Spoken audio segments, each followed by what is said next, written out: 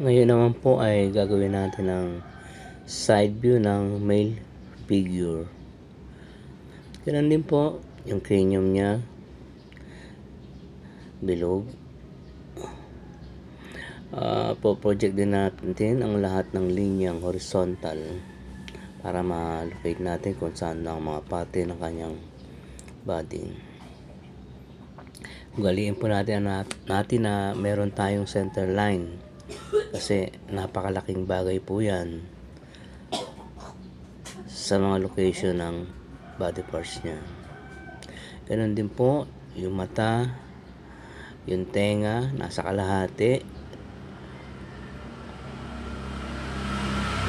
baba, leeg,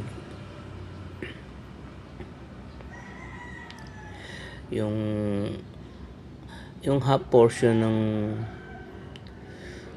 length ng head niya, hatiin po natin sa gitna.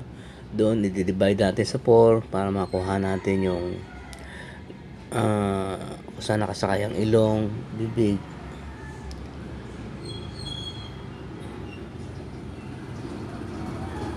Ang baba. Kung alam na natin ang sistema ng partition ng kanyang mga body parts, kahit na hindi tayo masyadong gumamit ng yung horizon ng projection, alam na natin kung paano siya magagawa. Pero kung tamang naka-scale ang ginagawa mo, dapat lang nagumamit po tayo kasi yung medyo yung accuracy mas malapit. Yung sa lapad po ng katawan niya sa side view, almost one head. Shoulder nasa pangalawa. Then yung nipple niya, ganun din po, project lang po natin. Sa breast. Yung crotch. Yung end part ng kanyang leg. Yung buttocks niya, yung puwetan niya.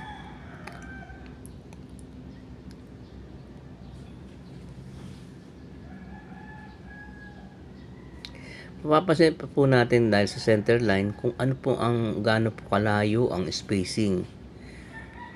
Yan, importante po yan yung sa legs niya sa ilalim, yung binti niya. Kung mamasdan po natin mula sa center line, mas naka-incline siya sa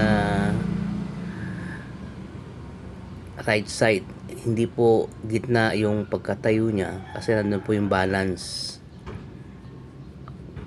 para mabalanse ang kakatayo ng character. Medyo pasok po siya sa right side kasi yung iba pagka hindi mo alam yung ganyan, baka gawin mo lang yung paa na tamang diretso, hindi po. Yan yung kanyang elbow. Ganyan din po natin kanyang hands.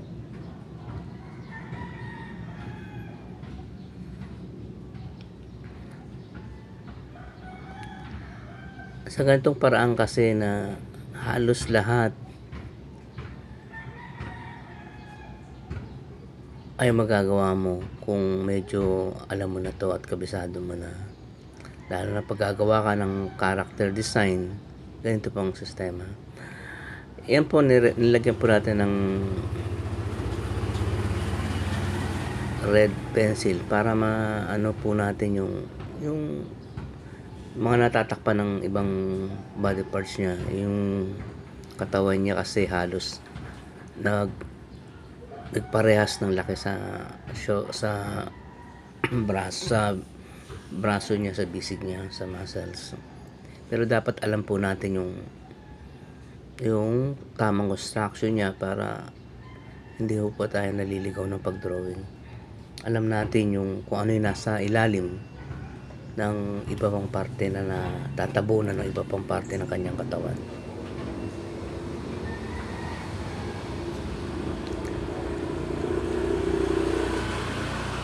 Paggawa po ng character design, ganito po ang sistema. Exaggerate mo lang ang mga ibang parts niyan. Sa cartoons, ganito po ang ginagawa ng mga paggawa ng character design. Makukuha mo naman ang kanyang back view sa pamamagitan ng front view at yung sukat naman sa side view.